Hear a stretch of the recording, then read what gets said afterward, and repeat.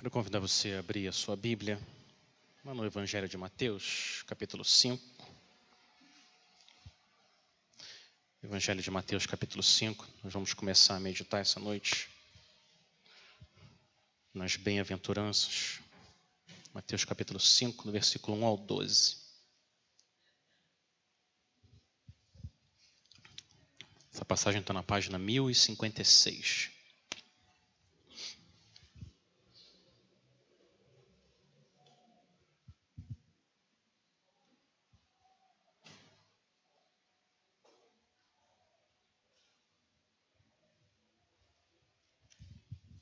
Mateus, capítulo 5, a partir do versículo 1. A palavra do Senhor diz: Ao ver as multidões, Jesus subiu ao monte, ele se assentou e os seus discípulos se aproximaram dele. Então, ele passou a ensiná-los. Jesus disse: Bem-aventurados os pobres em espírito, porque deles é o reino dos céus. Bem-aventurados os que choram, porque serão consolados. Bem-aventurados os mansos, porque herdarão a terra. Bem-aventurados os que têm fome e sede de justiça, porque serão saciados. Bem-aventurados os misericordiosos, porque alcançarão misericórdia. Bem-aventurados os limpos de coração, porque verão a Deus. Bem-aventurados os pacificadores, porque serão chamados filhos de Deus. Bem-aventurados os perseguidos por causa da justiça, porque deles é o reino dos céus. Bem-aventurados são vocês quando por minha causa os insultarem, os perseguirem e mentindo, disserem todo mal contra vocês. Alegrem-se e exultem, porque é grande a sua recompensa nos céus, pois assim perseguiram os profetas que viveram antes de vocês. Vamos orar mais uma vez. Senhor, a gente continua na Tua presença e a gente quer pedir que, através do Teu Espírito, a Tua palavra deixe claro que nós podemos ser felizes, alegres no Senhor. O Senhor é a única fonte verdadeira de alegria, felicidade, paz. Usa a Tua palavra com poder para exortar e encorajar o povo que o Senhor tanto ama e para atrair aqueles que ainda não conhecem o que é ser um bem-aventurado. Só o Senhor pode fazer isso. Senhor, age essa noite no nosso meio por causa do Teu poder, da Tua graça, da Tua glória. O Senhor é a nossa única esperança e a nossa esperança certa. Por isso que nós oramos no nome do Senhor Jesus. Amém. Deixa eu começar com uma pergunta. Como que você define uma pessoa abençoada? O que uma pessoa abençoada tem?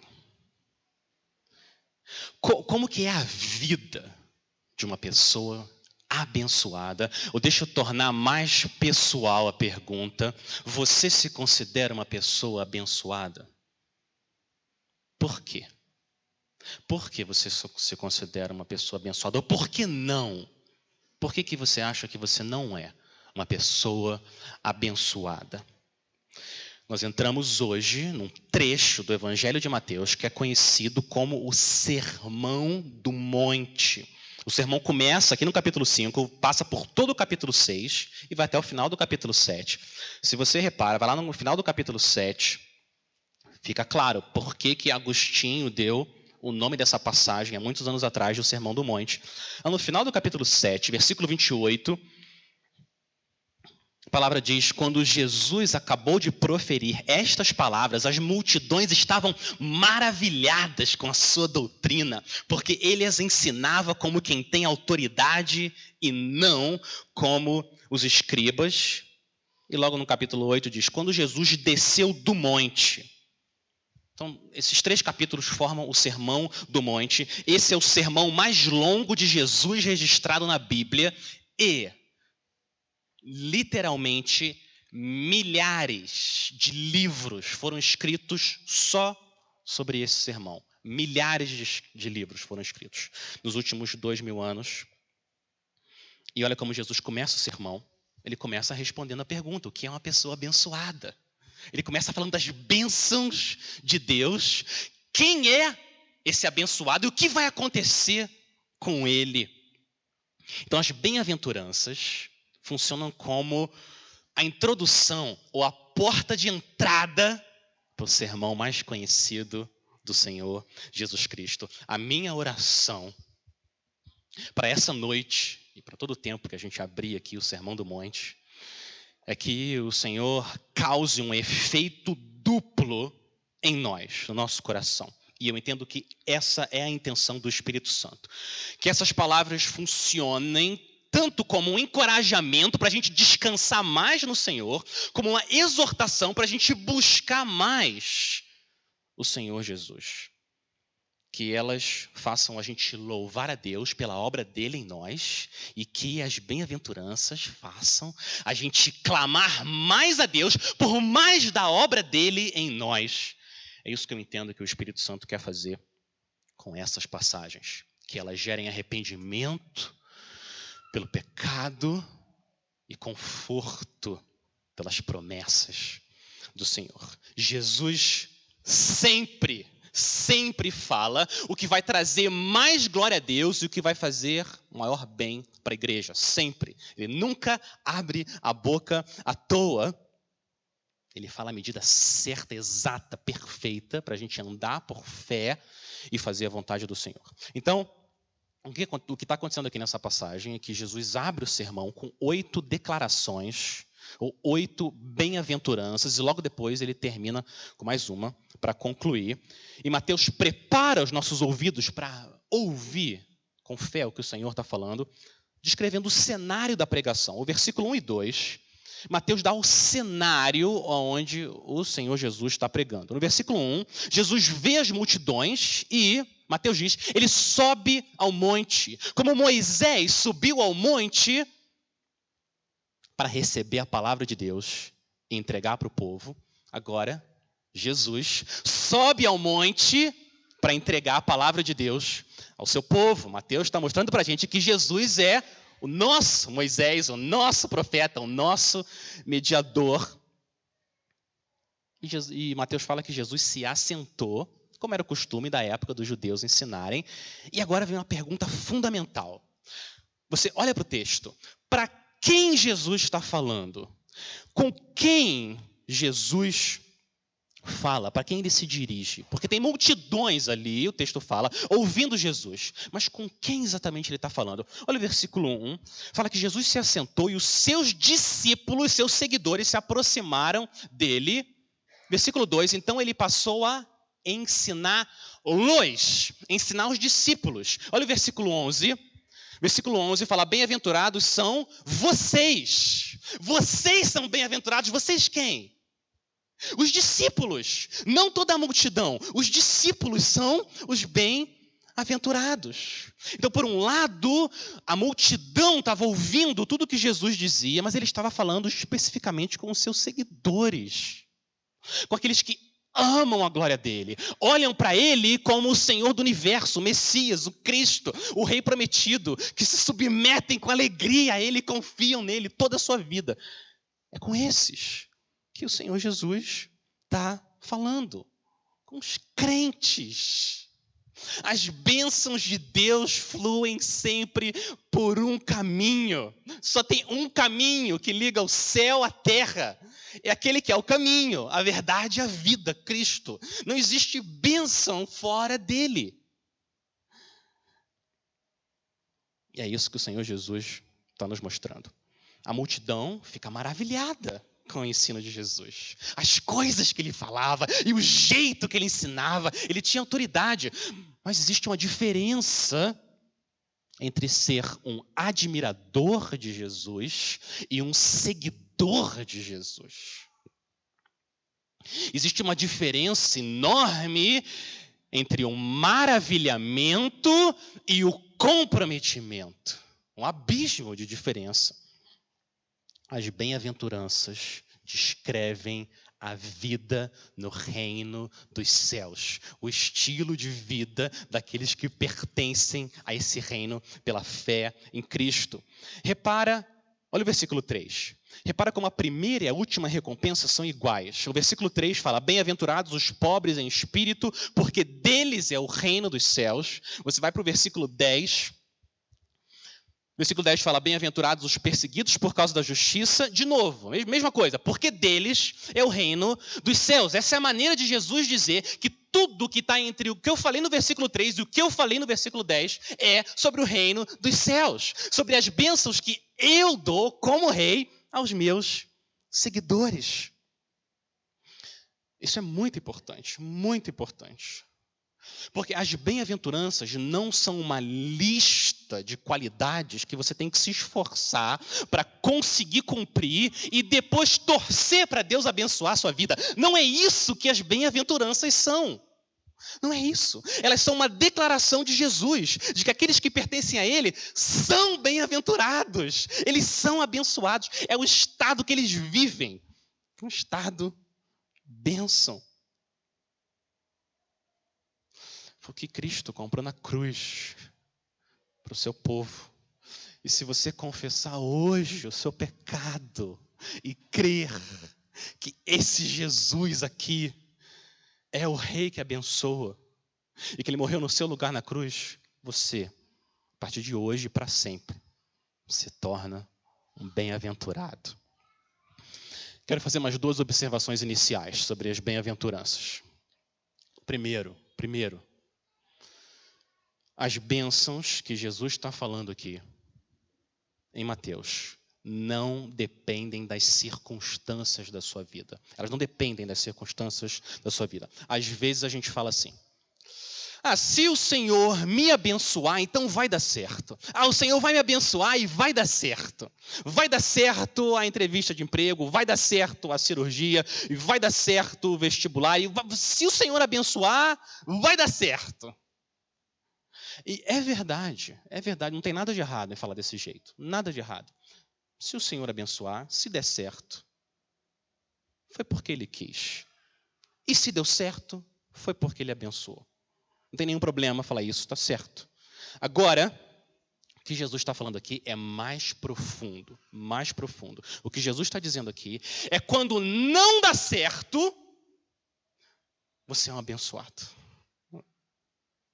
Quando não dá certo, você continua sendo um bem-aventurado. É mais profundo o que Jesus está falando aqui. Nós somos abençoados como crentes, não pelo que está acontecendo agora na nossa vida, mas pelo que aconteceu com a vida de Cristo 2000 anos atrás, lá na cruz.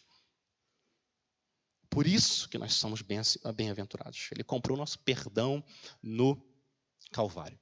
Então, esse estado de bem-aventurança, isso é muito importante. Não depende das circunstâncias que você está vivendo.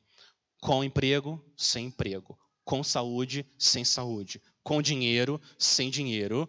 Você, crente, é um abençoado. Bem-aventurado. Feliz em Cristo. Segunda ênfase que o Senhor Jesus dá aqui, que eu quero mostrar para vocês. Olha a lista de bem-aventuranças e repara como que Jesus está principalmente olhando para o coração, ou, eu diria, o novo coração do crente. Olha a lista, ele fala que os bem-aventurados são os pobres em espírito, são os que choram, são os mansos, os que têm fome e sede de justiça, os limpos de coração. A ênfase que o Senhor Jesus está dando não são o que eles têm fora, mas o que eles experimentam dentro. A verdadeira bênção está no coração novo, transformado, que experimenta a comunhão com o Senhor. Essa maneira de ver a vida é exatamente oposta ao que o mundo diz que é bênção. Exatamente o contrário. O mundo fala que você é um abençoado se você tem dinheiro, reconhecimento e cresce na carreira. Jesus está dizendo, não, você quer ver alguém abençoado? Olha para o coração dele. Ele é pobre em espírito. ele é manso, ele chora, ele tem fome e sede de justiça. Aí você encontra um homem, uma mulher abençoada. E o que Deus faz, diferente do que o mundo diz, para abençoar a sua vida, muitas vezes, ao invés de dar coisas para vocês, o que Deus faz é tirar coisas da sua vida. E Ele faz isso porque Ele nos ama.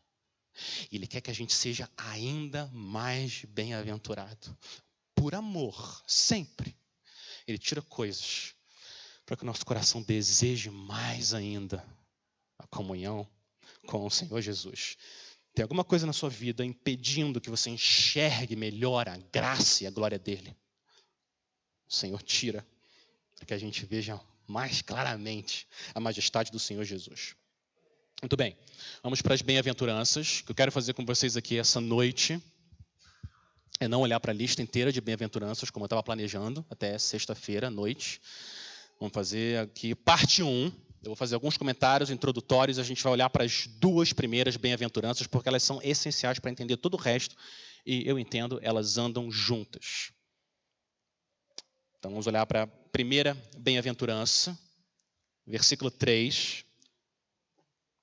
Bem-aventurados os pobres em espírito, porque deles é o reino dos céus.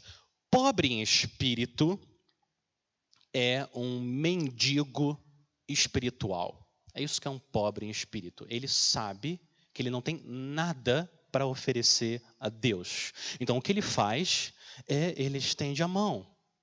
Para aquele que ele sabe que tem todas as coisas, ele fala: Senhor, me perdoa. Senhor, me ajuda. Senhor, obrigado. Senhor, obrigado por Cristo. Obrigado pela tua palavra. Obrigado pela graça. Esse é o pobre em espírito. Ele olha para ele e ele está vazio, ele não tem nada. Ele vai até o Senhor, que é o dono de todas as coisas. O cristão é um pobre em espírito, porque ele sabe que ele é um miserável espiritual. Ele está falido nele mesmo. E a dívida que ele tem de pecado contra Deus é impagável. É por isso que ele é pobre. Ele olha para ele: sou pobre, eu não tenho o que é necessário. Mas ele sabe quem tem, quem já pagou pela dívida dele. E por isso que ele é um pobre feliz, bem-aventurado.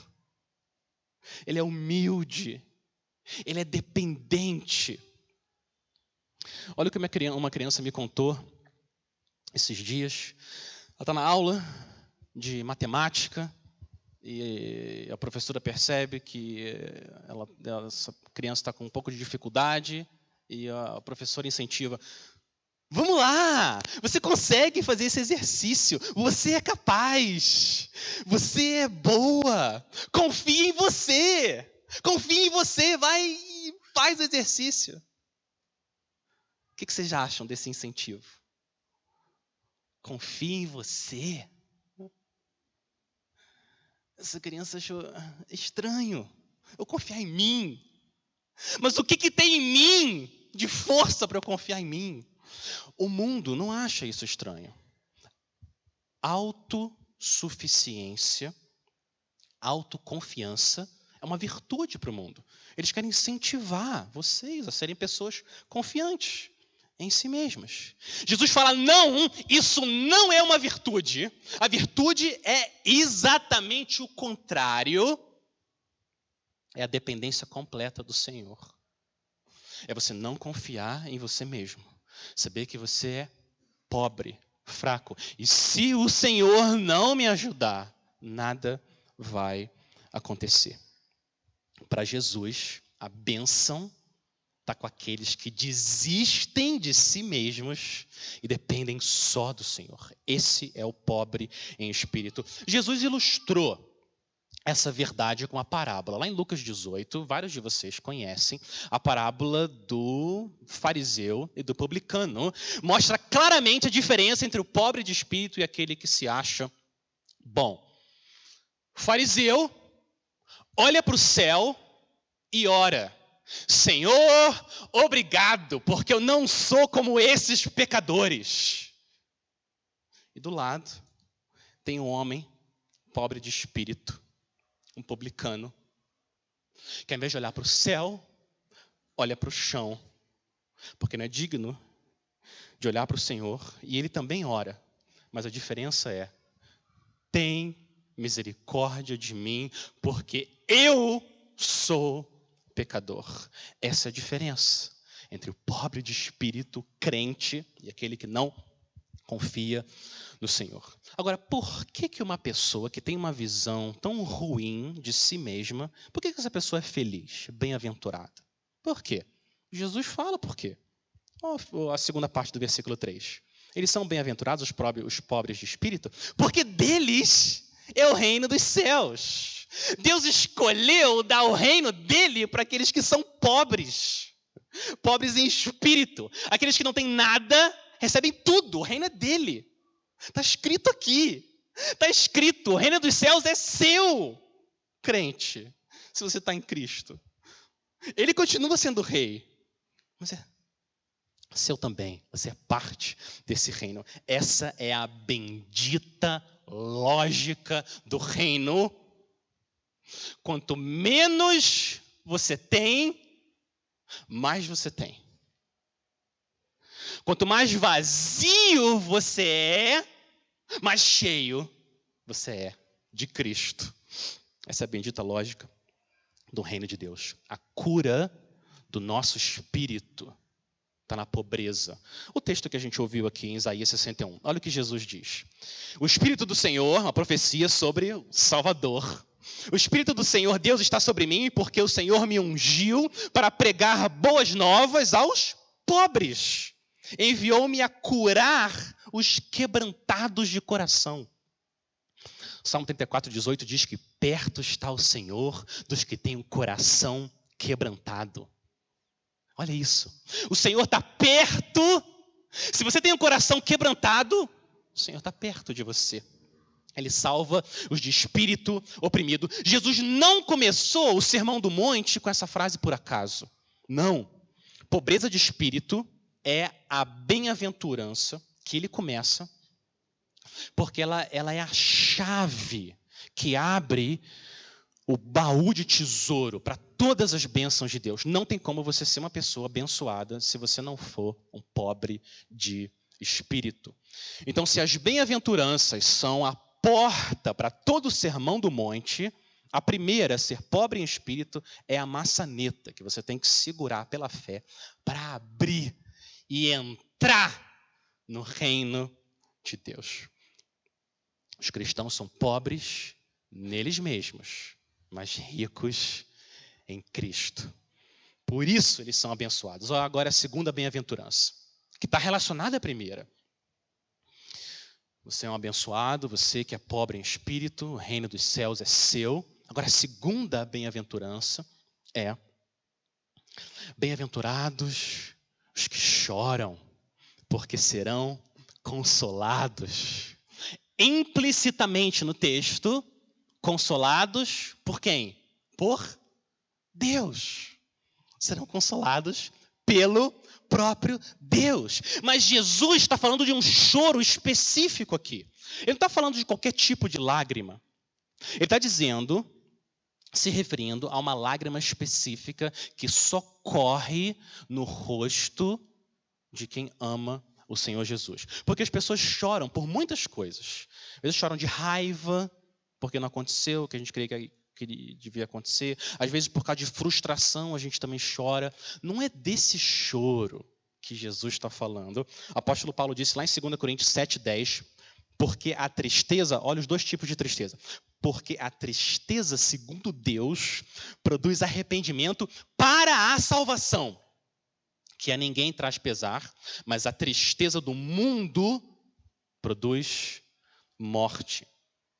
Tem mais de um tipo de tristeza, mais de um tipo de choro.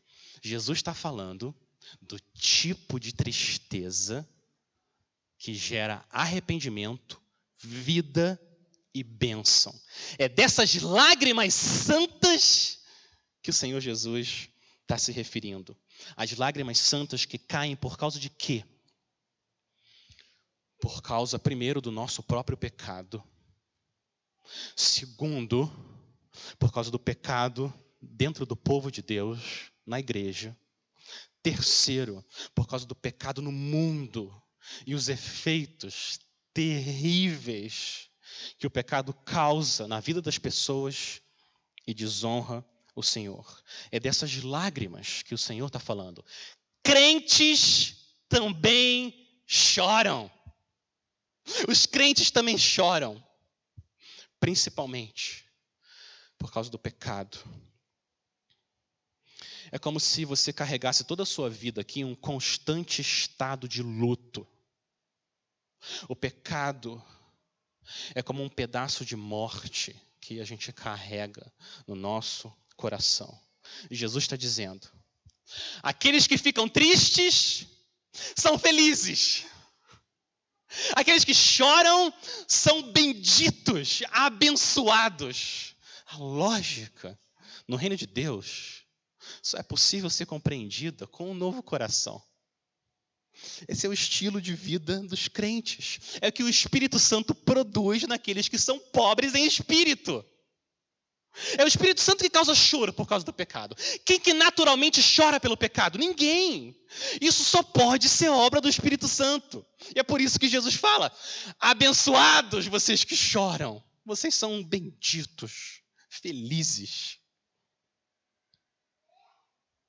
Aqueles que sabem que são pobres são aqueles que receberam a riqueza da graça de Deus. E isso faz eles chorarem quando eles olham para o próprio pecado, o pecado na igreja e o pecado no mundo. Os crentes não são indiferentes. Um crente não é indiferente. O coração dele é diferente. Responde de maneira diferente ao que acontece em volta dele. Eu quero dar 3 exemplos de lugares para onde o cristão olha e ele chora. Quando ele olha para esses lugares, ele chora. O primeiro lugar que faz um crente chorar é para dentro dele próprio. Vocês lembram o rei Davi, homem de Deus, mas aqui desse lado do céu não era perfeito, pecou terrivelmente contra o Senhor. E olha o jeito que um bem-aventurado ora. Depois que o Senhor abriu os olhos dele para o mal dele, lá no Salmo 51, ele ora: pois eu conheço as minhas transgressões, e o meu pecado está sempre diante de mim. Pequei contra ti somente, fiz o que é mal aos teus olhos, de maneira que serás tido por justo no teu falar e puro no teu julgar. Esse é um homem bendito. Ele fala no final: sacrifício agradável a Deus é o espírito quebrantado. Coração quebrantado e contrito, não o desprezarás, ó Deus. Deus não despreza o seu coração quebrantado, contrito. O segundo lugar que faz um crente chorar quando ele olha, depois do pecado dentro dele, é o pecado em volta dele, que afeta o povo de Deus. Isso gera tristeza naqueles que amam o Senhor. Deixa eu ler para vocês aqui a reação de Esdras. Esdras foi o líder, um dos líderes em Israel, que guiou o povo de volta do exílio para a terra prometida. O rei da Pérsia, né, permitiu que o povo de Israel voltasse para a terra prometida. Não foi coincidência, foi o quê? Providência do Senhor. O povo pode voltar para a terra prometida, eles voltam. O Senhor é gracioso, libertou eles de uma situação terrível. E ao invés de responder com louvor, o povo respondeu com pecado, quebraram a lei de Deus, e os próprios líderes, os sacerdotes, se casaram com mulheres pagãs, que adoravam outros deuses. Olha a reação de Esdras diante do pecado do povo de Deus. Olha como é bem diferente do fariseu. Esdras 9. Quando ouvi isso, ele ouviu que os sacerdotes, os líderes, deveriam dar o exemplo do que é ser um homem piedoso, estavam vivendo no pecado. Ele fala: quando ouvi isso, Rasguei as minhas roupas e o meu manto, arranquei os cabelos da cabeça e da barba e me sentei perplexo. Então se reuniram em volta de mim todos os que tremiam diante das palavras do Deus de Israel, por causa da transgressão dos que tinham voltado do cativeiro. Porém eu permaneci sentado, perplexo, até a hora do sacrifício da tarde. Na hora do sacrifício da tarde, levantei-me da minha humilhação, com as roupas e o manto já rasgados, me pus de joelhos, estendi a mão para o Senhor, meu Deus, e disse: meu Deus, estou confuso, envergonhado, para levantar a ti a face, meu Deus, porque as nossas iniquidades se multiplicaram sobre a nossa cabeça, e a nossa culpa chega até os céus. Não a culpa deles, não a iniquidade deles, nossa iniquidade, nosso pecado. O povo peca e ele vê como um pecado para ele também. Eu faço parte, eu também preciso de graça. Senhor, tem misericórdia de nós. Eu não estou acima, eu estou junto com esse bolo do pecado. E Esdras fazia confissão, chorando amargamente. E o que acontece é que outros começaram a se juntar e chorar junto com ele. Eu fico me perguntando como que a gente reage aos pecados na igreja evangélica no Brasil. Como que a gente reage? A gente fica só com raiva? A gente acha que a gente já chegou lá? Ou a gente chora por causa dos pecados terríveis de líderes? Gente que diz que ama o Senhor e não acredita na Bíblia. Diz que a Bíblia tem que ser atualizada. Esquece esse livro, a gente vive em outro mundo. O que isso gera em nós? Quando a gente vê pecado na IBJM, o que causa isso no nosso coração?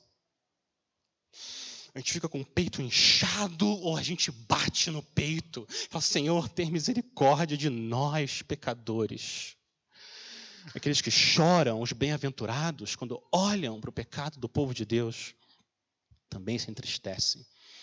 Agora, a gente chora também por causa do nosso pecado, o pecado no povo de Deus, mas a gente também precisa chorar por causa do pecado no mundo. Eles são escravos do pecado, da morte, Satanás. A gente tem que chorar. As pessoas têm vidas destruídas, desonram o Senhor sem parar. Olha a história que um amigo meu me contou essa semana. Olha que tragédia, um casal, casados há não sei quantos anos, tem uma briga feia, brigam, aí ele vai para a garagem, começa a se embebedar, pega uma arma e fala: chega, e tira a vida. Olha isso. E a última coisa que a esposa dele falou para ele foi: eu te odeio. Olha o mundo, olha onde é que eles estão. Satanás escravizou eles. Eles estão cegos para o que está acontecendo. Coisa terrível. Que tragédia. Isso é uma em 1 bilhão que acontece o tempo todo sem parar. E eles não choram por causa do pecado deles. Eles não choram porque eles não sabem o que é pecado. Não sabem quem Deus é. Se eles não choram, quem vai chorar? Nós. A gente chora, a gente vai até eles e fala: existe esperança. Existe um Deus que é bom, que se fez carne e morreu por pecadores. Se arrependam, venham. O rei está convidando vocês agora, venham. E ele vai dar para vocês um futuro, uma esperança. Não uma vida de destruição e desonra. O Senhor da glória. Aqueles que choram pelo pecado são bem-aventurados, benditos, felizes, alegres no Senhor. Por quê? Jesus dá razão de novo. Jesus sempre dá razão. Ao final, a segunda parte do versículo 4. Eles são bem-aventurados os que choram, porque serão consolados pelo próprio Deus. Que bênção que é quando você está triste, vem um irmão, uma irmã do seu lado e fala verdades para você, encoraja você, chora com você, ora com você. Que bênção! Agora, como a gente pode medir a bênção? O próprio Deus consolando a gente. Isaías 61, que é o texto por trás das bem-aventuranças. A gente leu que Deus coloca sobre os que choram uma coroa em vez de cinzas. Óleo de alegria em vez de pranto. Manto de louvor em vez de um espírito angustiado. É isso que o Senhor faz. Eu estava lendo ontem o profeta Isaías e cheguei no capítulo 38, na parte do rei Ezequias. E ele fica muito doente. O rei Ezequias está quase morrendo.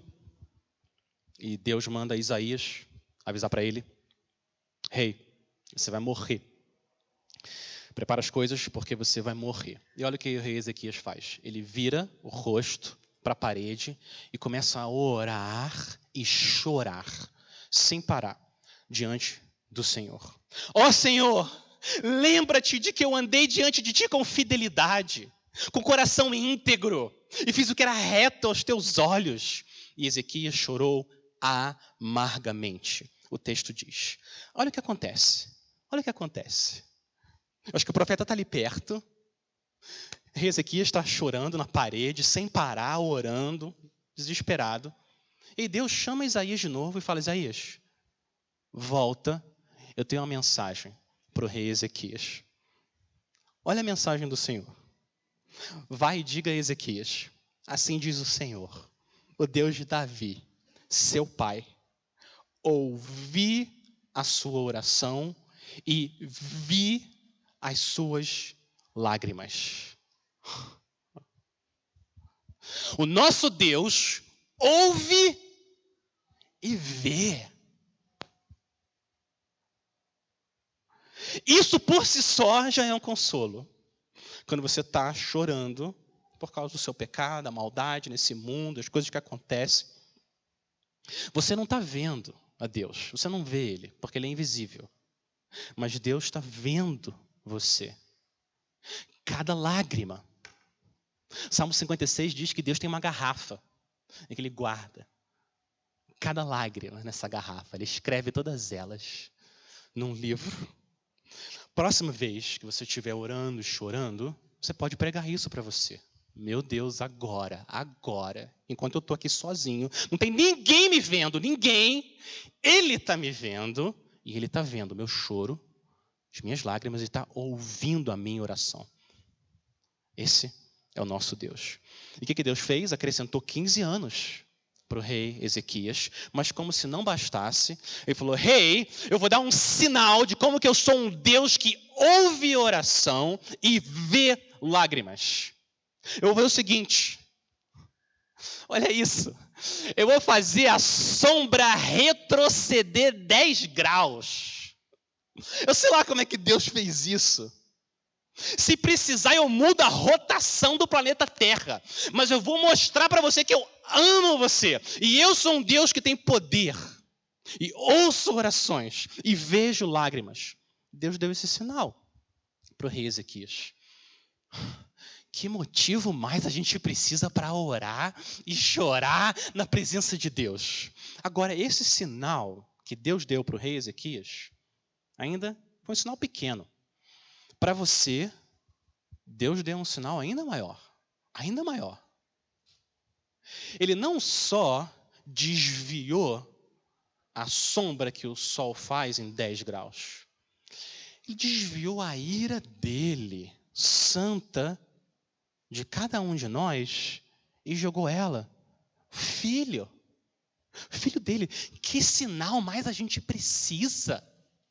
Que sinal mais a gente precisa para saber que Deus ama a gente e ouve as nossas orações e vê as nossas lágrimas? Os crentes são um povo bem-aventurado. E quando você chora, você experimenta mais ainda dessa alegria e dessa bem-aventurança. Eu sei que vários de vocês poderiam testificar. Deus está sempre perto. Deus está sempre perto de nós. Ele prometeu que nunca vai abandonar a gente. Mas quando você está chorando por causa do seu pecado e o pecado nesse mundo, a gente experimenta uma comunhão doce com o Senhor. Parece que o Senhor Jesus levantou do trono e veio ficar do seu lado. É ou não é? Só para certificar você de novo com o Espírito dele. Eu já paguei. Eu já paguei. Está consumado. A gente experimenta mais da bem-aventurança quando a gente chora mais e mais pelo nosso pecado. Você experimenta esse consolo. Mas vai chegar um dia em que você vai experimentar esse consolo em toda a sua plenitude. Uma das últimas passagens na Bíblia, uma das últimas visões de João, no último livro da Bíblia, Apocalipse, o apóstolo João diz que o próprio Deus, vai enxugar o quê? Do seu povo. Todas as suas lágrimas. Não a parte, não várias. Todas as suas lágrimas. Nesse dia, você vai experimentar o consolo que você ainda não experimentou agora. Você experimenta já, mas ainda não. Já, mas ainda não. E eu quero mostrar para vocês agora, eu quero terminar mostrando para vocês que esse conceito bíblico do você já está no reino, mas você ainda não está no reino em sua plenitude. Já, mas ainda não. A gente precisa entender e abraçar essa verdade se nós quisermos ter vidas frutíferas, saudáveis e abençoadas. A gente precisa. Então, eu quero mostrar para vocês isso no texto e depois eu vou aplicar para a política, para a família, para a igreja, para os casamentos e para a teologia, esse conceito. Você já tem aspectos do reino que você experimenta no presente, mas tem aspectos desse reino dos céus que você ainda não experimenta e é só no futuro. Olha o versículo 3, os aspectos presentes do reino. No versículo 3, o Senhor Jesus fala, bem-aventurados os pobres em espírito, porque deles é. Ele não fala, deles será o reino dos céus. Não o reino será deles. Não, o reino é deles. Olha o versículo 11. O versículo 11 fala, bem-aventurados são vocês, quando por minha causa os insultarem. Não bem-aventurados, vocês serão. Não, você já experimenta agora, já, a bênção de fazer parte do reino dos céus, porque você está ligado pela fé ao rei. Então, quando Cristo entra no seu coração, você entra no reino dele. Já, agora, você já começa a experimentar consolo, você já começa a ser saciado, você começa a experimentar o reino, mas ainda não em sua plenitude. Olha como ele fala das recompensas, olha o versículo 4. Quando ele fala das recompensas, ele coloca elas no futuro. O versículo 4 fala, bem-aventurados os que choram, porque serão consolados. Versículo 5, bem-aventurados os mansos, porque herdarão no futuro. 6, bem-aventurados que têm fome e sede de justiça, porque serão saciados. E isso vale também para outra parte das bem-aventuranças.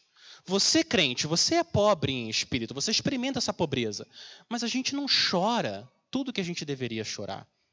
A gente não lamenta tudo que a gente deveria lamentar. Já agora, mas ainda não na sua plenitude. Jesus é o homem perfeitamente bem-aventurado. Nós um dia seremos como ele é, mas ainda não. Ainda não. Você experimenta as mudanças, mas não na sua plenitude.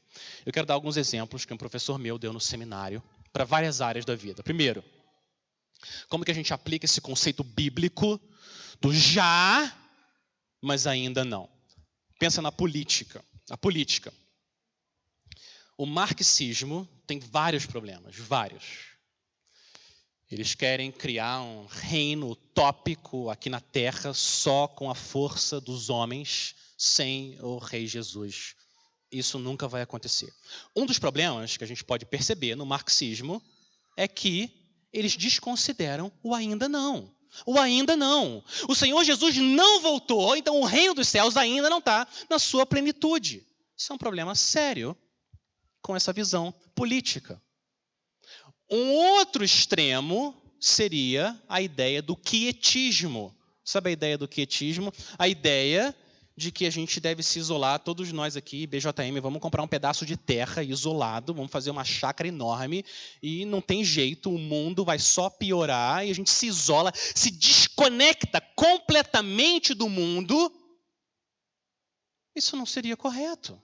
Sabe por quê? Porque o reino já chegou, o Senhor Jesus já inaugurou o reino e as coisas podem melhorar. E a gente pode ser uma influência positiva nos nossos poucos dias aqui nessa terra.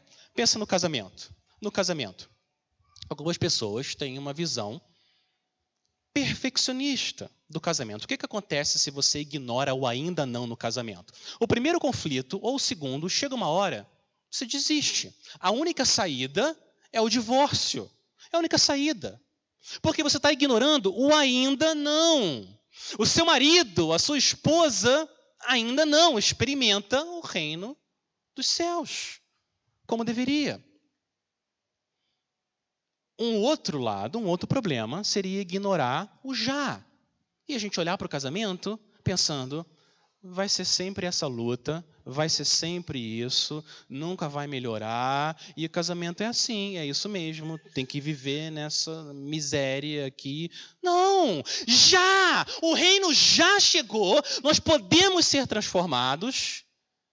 Nossos esposas podem ser transformados. A gente pode crescer em graça, crescer em amor. Pensa na igreja, aplicar o já e ainda não para a igreja. Algumas pessoas ignoram o ainda não. Então a igreja tem que ser perfeita. O que acontece? Primeira vez, ou segunda, ou terceira, que alguém peca contra você, você desiste. Acabou, não tem esperança. E vai para uma outra igreja, acontece a mesma coisa. Vai para outra igreja, acontece a mesma coisa e assim por diante. Ou até continua na igreja, mas se retira e não se arrisca mais nos relacionamentos. Está ignorando o ainda não. Todo mundo aqui está no ainda não. O outro lado é ignorar o já do reino, o agora. E você pensa que não tem jeito, a igreja é assim. É um bando de pecador e vai ser sempre isso, e a gente nunca vai crescer, e vamos se aturando aí. Não.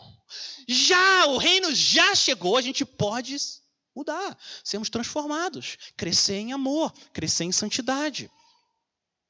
Vou aplicar para a família, para os filhos.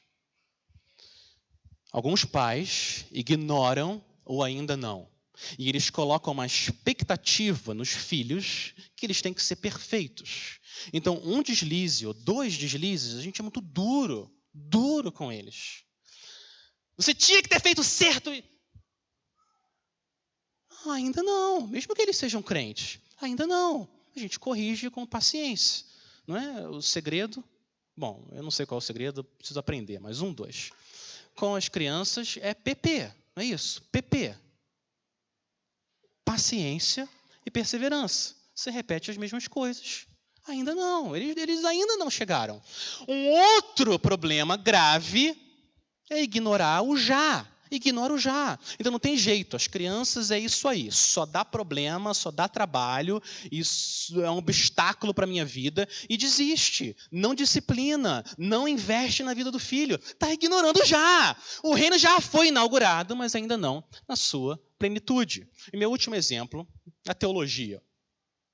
A teologia da prosperidade, essa ideia de que Deus quer que você seja rico e tenha tudo aqui e conforto, tem bilhões de problemas. Mas uma maneira de ver o problema dessa teologia é entender que eles estão ignorando o ainda não. Eles acham que a sua vida aqui não pode ter doença, ou dificuldade, ou sofrimento. Mas Jesus falou, vocês vão ter aqui sofrimento. Ainda não. Quando eu voltar, eu vou acabar com tudo isso. Mas ainda não. Um outro extremo não bíblico seria a gente ignorar o já do reino e pensar que Deus nunca vai abençoar nada que a gente fizer, que as coisas não podem melhorar, que ninguém pode ser curado de uma doença, que ninguém pode avançar na sua carreira. Não, porque é tudo assim, vai tudo de mal a pior. Não, já! O Senhor continua abençoando o seu povo. O reino de Cristo chegou na sua primeira vinda e ele vai ser completado na segunda vinda. Se a gente não tem essa visão bíblica da obra de Cristo na salvação do seu povo, a gente não vai conseguir ter uma vida alegre, saudável, frutífera e cheia de esperança no Senhor. Olha o que o pastor puritano Thomas Watson, eu amo esse homem, olha o que ele disse, séculos atrás. Ele falou: aqui Cristo cobre a sua noiva com graça. No céu, ele cobre a sua noiva com glória. Que resumo lindo! Aqui, graça. No céu, em breve, glória. Ou perpétua alegria, como a gente ouviu em Isaías 61. Você, pobre em espírito, você que chora por causa do seu pecado, você é um bem-aventurado. Você é um homem bendito, uma mulher bendita. Deus vai consolar você já agora, perfeitamente, quando Ele voltar e quando Ele vier estabelecer o reino dEle aqui.